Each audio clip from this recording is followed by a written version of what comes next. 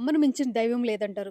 ఏ చిన్న దెబ్బ తగిలినా సరే ముందు అమ్మ అని అంటాం. అంటే అమ్మ పేరెత్తితే మనకి బాధ బందిరి ఉండదనుకుంటాం. బట్ ఈ తల్లిని చూస్తే మాత్రం అసలు దేవుడనేవాడు ఈ తల్లికి ఆ బిడ్డని ఎట్లా ఇచ్చాడా? ఆమెకి గర్భం అనేది ఎలా ఇచ్చాడా? అని చెప్పేసి బాధ అనిపిస్తుందండి. ఏదైతే ఎల్బీ నగర్‌లో ఇష్యూ జరిగిందో 9 నెలల పసిపాపని చూడకుండా నీటిలో ముంచి చంపేసింది ఈ కసాయి తల్లి. అసలు ఈమెని తల్లి అనే కంటే కూడా ఒక రాక్షసి అంటే బావుంటుందేమో. వివరాల్లోకెళ్తే నల్గొండ జిల్లాకు చెందిన రవీందర్‌కి కర్ణాటక బీదర్‌కు చెందిన రాజేశ్వర్‌తో దాదాపు 7 ఏళ్ల క్రితం పెళ్లయింది. వాళ్ళకి రీసెంట్‌గా అంటే ఒక 9 నెలల క్రితం ఒక పాప పుట్టింది.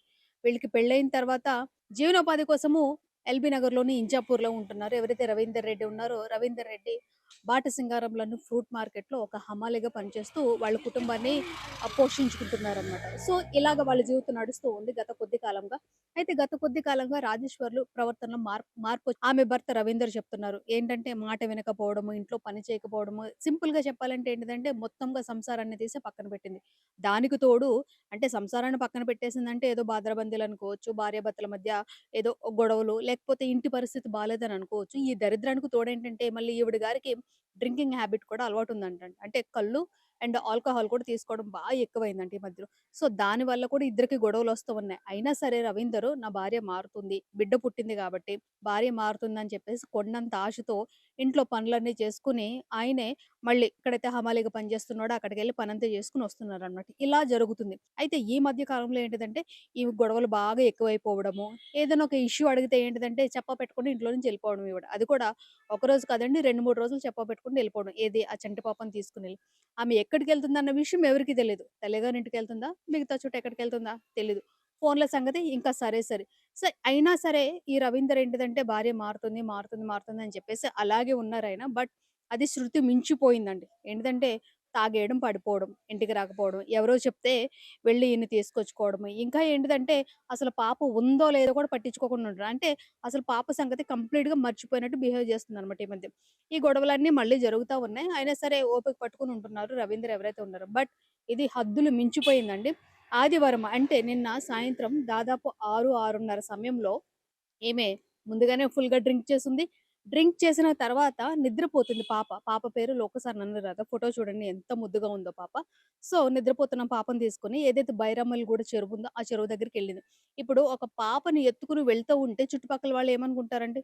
అమ్మ పాపని తీసుకొని ఎక్కడికో పోతుంది. అంటే వాకింగ్‌లు ఇవి ఇవి చేసుకుంటారు కదండీ మనకి. పోతుందని అనుకున్నారు.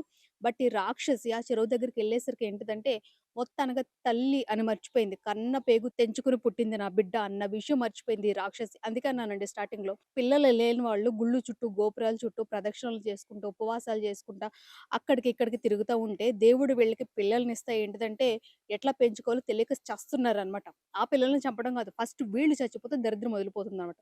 సో, బైరమ్మలగూడ ప్రాంతానికి వెళ్ళిన తర్వాత పాపని ముంచేసిందండి బలవంతంగా.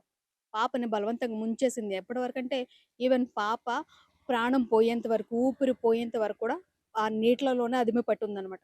తర్వాతొచ్చేసింది. తర్వాత కొంత టైం తర్వాత పాప బాడీ నీళ్ళ మీద తేలుతుంటే చుట్టుపక్కల వాళ్ళు చూసారు. చూసిన తర్వాత ఈవిడ అని తెలిసిన తర్వాత పట్టుకొని గట్టిగా కొట్టారంట. కొట్టి వదలకూడదండి ఇలాంటి వాళ్ళని.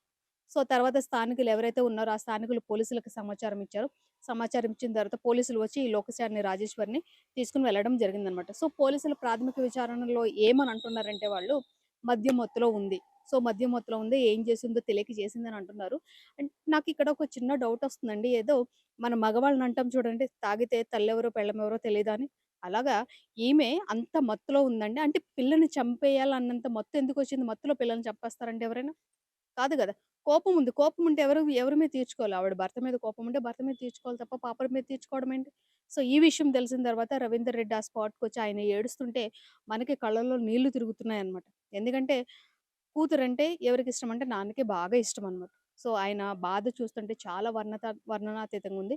పోలీసులైతే ఈ రాజేశ్వరిని అరెస్ట్ చేసి తీసుకెళ్లారు. బట్ ఇక్కడ కూడా ఏంటిదంటే చట్టాలనేవి కఠినంగా ఉండాలండి.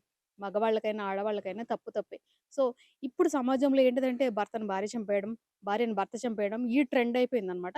ఇప్పుడు మళ్ళీ కొత్తగా ట్రెండొచ్చిందనమాట. ఏంటి పిల్లల్ని చంపేయడం. వీళ్ళకి అడ్డుగా ఉన్నారని చెప్పేసి పిల్లల్ని చంపేయడం అనమాట. మీకు అడ్డుగా ఉన్నారో లేదో తెలీదంటే ఫస్ట్ పెళ్లి చేసుకున్న తర్వాత అక్రమ సంబంధాలు పెట్టుకున్న తర్వాత పిల్లల్ని చంపేస్తారు. ఇలాగ భార్యాభర్తల మధ్య గొడవొస్తే అయితే పిల్లల్ని చంపేస్తారు. అసలు ఎటు పోతుందండి సమాజం ఇది?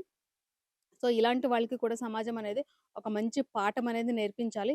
ఈ ఎవరైతే హంతకురాలున్నారో హంతకురాలనే అందాము. హంతకురాలికి కఠినమైన శిక్ష పడాలి. Over to studio.